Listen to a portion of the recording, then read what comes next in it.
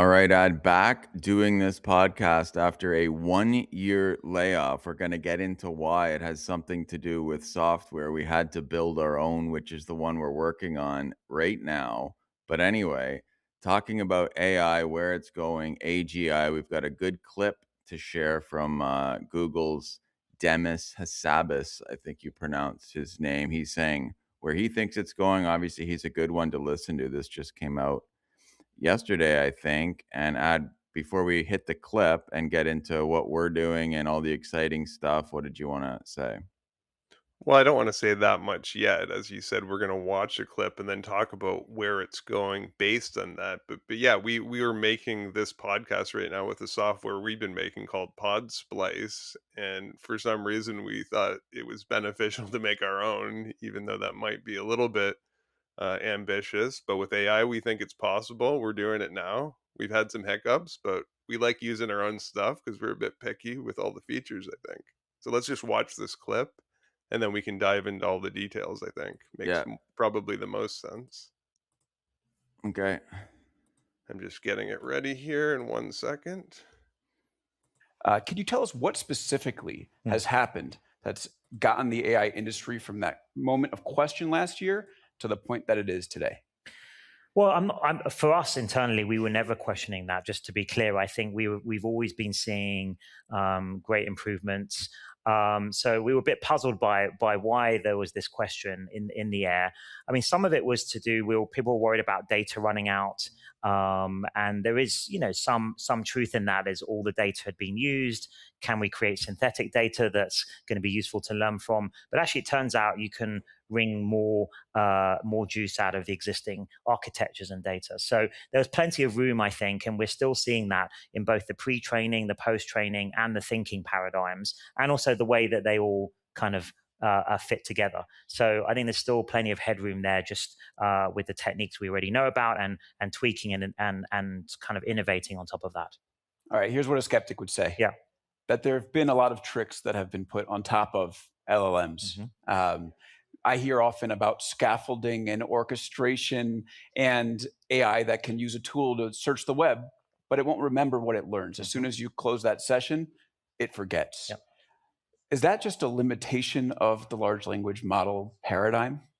Well, look, I think there is, and I'm definitely a subscriber to the idea that maybe we need one or two more big breakthroughs before we'll get to AGI. And I think they're along the lines of things like continual learning, better memory, longer context windows, or perhaps more efficient context windows would be the right way to say it. So don't store everything, just store the important things. That would be a lot more efficient. That's what the brain does. And better long-term reasoning and planning. Now, it remains to be seen whether just sort of scaling up existing ideas and technologies will be enough to do that, or we need one or two more really big, insightful innovations. I'm probably, if you were to push me, I would say I would be in the latter camp. But I think no matter what camp you're in, we're going to need large foundation models as the key component of the final AGI systems. Of that, I'm sure. So I'm not a subscriber to someone like Jan LeCun who thinks, that they're just sort of some kind of dead end. I think the only debate in my mind is, are they a key component or the only component?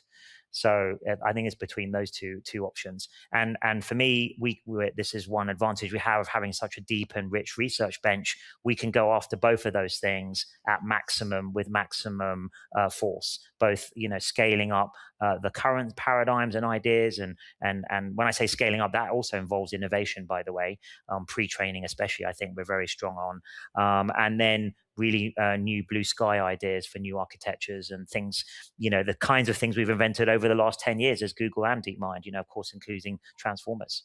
Yeah, we can pause it here for a sec. Yeah, that makes sense. It's So, probably, there's a so lot to unpack here, obviously. I'm going to stop sharing that.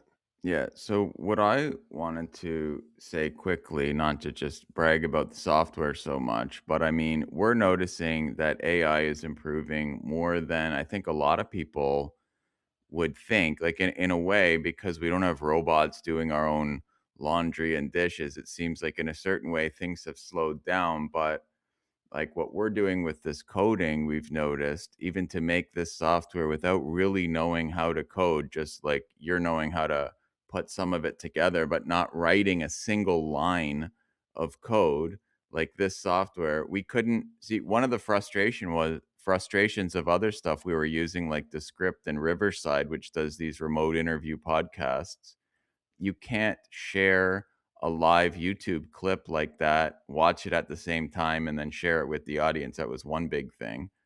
So we made the whole software from scratch with AI, and you can watch what we just shared. It's a weird thing where like you couldn't share the clip, and made the whole thing from scratch, something better that we're using now selling. And a couple years ago, or even like 9 months ago, we couldn't have made this. Was that pretty much your experience? Well, that's kind of true. We can go back to the original Chat GPT in 2022 or whenever it came out at the end of the year. I made a WordPress plugin that, was a one file thing that took me a long chat and a lot of bugs that kind of ruined my website and to get it right. And now I'm building this whole recording software that has a lot of database and a lot of technical things happening that wouldn't, especially for me and one person, even it wouldn't be possible even if you were an amazing SWE or a software engineer. It doesn't matter how good you were, it'd just be way too big of a project to even do. And now you're able to do some of these, or at least attempt to tackle them. Like, who knows how it'll go And exactly, you're but using just English and common sense as the language, right? Like, I wanna do this, and then it goes out and basically does it. There's bugs along the way, but you're not actually writing any single line of the code itself, right? You're just going back and forth with English as as the language to as a discuss. second language, yeah. No, basically, I think that's a little bit of a simplification, but that's more or less true. It's not like I know no coding, but I've never been able to even come close to building anything custom. Yes, I could build like an HTML website or whatever. I have a sense, but like, no, I don't write these like huge backend files that are like 1,000 lines. Sometimes I have no idea what they're doing, and like they just work or they don't, and then you can try it and then fix it afterwards is the main thing. And it's just basically, it's interesting that you're able to attempt cool things. And going back to like, where do we think it's going? Well, I think it's going to go further than some people might think.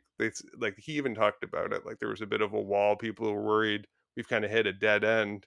I'm not really finding the dead end as much. I'm actually finding it's getting way more useful than it was even a year ago. Right, and he's saying still without any new breakthroughs, there's a lot more juice left in the squeeze because there's a few different things you can do, like better chips, just everything speeding up, even with the same amount of data, because some people are saying, well, they've already downloaded the whole internet, so there's nothing left to get information wise. But he said even that doing that, you can do better. All these different vectors, you can squeeze quite a bit more. And then they were talking about the two guys like getting more memory and then having the models learn as you go. That's like basically my favorite thing, and that's where I think they could go is, the more you talk to the model, you hope it remembers more of what you said, understands it. If you say, "Hey, go look up this topic right now and learn about it," like whatever you're studying or thinking about, if it actually goes, searches the internet, learns something new, and gets what you're doing, it'd be nice if that carried over to future conversations perfectly. Not sort of like now where it's like, yeah, I kind of remember what you were talking about, but it doesn't grab the whole essence of it. And then last point is like, let's say if you're sort of a trusted person using it and you got the AI to make a breakthrough with the software we're building, if you could upload that in so that it becomes part of like what all of the models know the next time somebody wants to do something like that, that would be, I think, better as well. Almost the way Tesla, like all the driving, learns and teaches the whole system. It'd be cool if like individual users were training it. I guess they are to some extent, but if they were training it at a better clip. Yeah, you're talking about a lot more of a personalized experience that it'll be good for you. They've kind of, as they talked about, they have built hacks, but I find, to be honest, the hacks are quite good. And that's why I'm able to build this software. They're like, okay, so LLMs kind of, it can only do this much. So what do we do to get around that? LLMs, yeah, they've hit not a wall at all, but like you can augment their power with other stuff on top of it, and there's nothing wrong with that. Somehow people take that as a negative, like they've hit this, so they're going to use other parts to make it better. They're still going to figure it out somehow, and ultimately it's going to be great. So like I don't really care the mechanism. And even it's funny because it's gotten way better, and a lot of people will be like, "Oh, that's not AGI," or it is.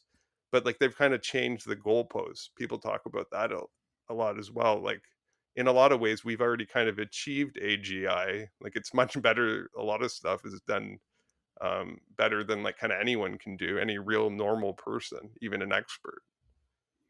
So I guess my definition, and I don't really care about AGI, it's just sort of a fun thing, and I know they move the goalposts.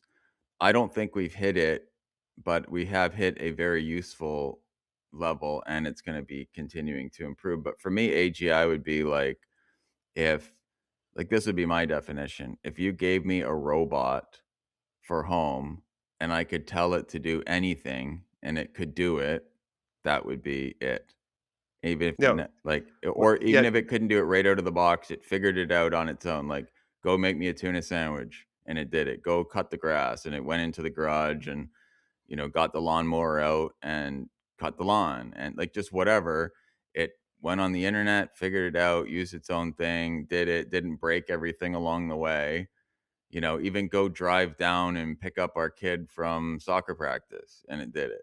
Just every single thing that would be like, nope, I don't think anybody would dispute that was AGI. no, well, I mean, that's the biggest difference. That's real learning and coming up with the stuff and doing it, and that's much different than where we're at right now. It can still use it very well, and apparently that's the biggest problem with robots right now. They have a lot of demos that look amazing. You've seen them on the internet, but they're trained to do one specific thing. Now, if you said like what Andrew's talking about, go cut the grass, it'd be like after that demo, they couldn't do any of it because they weren't trained in that specific way. They didn't learn it. Like there's so much learning for them to do anything, but you could still use it in a factory to build stuff and effectively replace jobs. So it doesn't, in that sense, it doesn't even matter if it is AGI or not. If it can do something to a good level, even if it's a small task, isn't terrible either. Right. So the thing is, it does seem like humans are still in the loop, but it's like we're noticing the benefits again with this example of the software, but just, it's able to do more. I mean, big deal if you have to direct it to some extent. The fact is, it's able to do more, help you with more. And that seems to be continuing to improve. Like every year, that's going to make a big stride for a No, it's while. Now, how exactly. long does it take before I get my tuna sandwich robot? I don't know. I think we'll get there personally. Oh, I think we will too. And then it really will be as Musk and people talk about, like maybe in 10 or 20 years, you won't even need, people won't do anything. Like a lot of people believe that's going to happen at some point where it's like, when that really happens, like what are the use of a person? Like nothing is the answer, I think. And some people think, the ones living in California with all their like rich tech buddies, they think everybody will have all these awesome hobbies. I mean, what I'm thinking is a lot of people will be on drugs on the street, even if you give them money. It's just, a lot of people, when they don't have a good routine, they just become pathetic. Some don't. Sadly, a lot do. No, and even I'm finding with AI, for some reason, people don't wanna do anything. They love like, "Oh, it didn't do everything for me." It's like, "What, you wanna learn nothing and step out totally out of the equation?" It seems like that's kind of a desire by people. Like, they don't even wanna be a part of anything. They're like, "That didn't solve every one of my problems. I don't like it." I know. And the thing is, there's a lot like you don't have to be that lazy. At least start a podcast. Like you could grab Podsplice, which we'll put a link to. That's what we're working on, and people are buying it and using it. You just start a podcast like this. It's so easy to use. You just basically invite somebody, click record, and you can share the screen. It records locally. I mean, we have been working on it for like a year, but it's $15 a month right now. It's a joke compared to the other ones, way better, cheaper. So just start that, start uploading. Even if you don't do a dual podcast with somebody else, you can just do a mono show I've got some of those, and you just record yourself and record your screen, and like at least there's a way to make you don't have to be that pathetic. No, the point is you can do something now. Like you can do a lot cooler stuff easier, and that's what I like about it. Like so get out there, start doing it. Don't whine because it didn't solve every single one of your problems. And we're experiencing bugs, but we're still loving it and using it and having fun. So I think that's enough for this podcast because there's could be a bug, we don't know.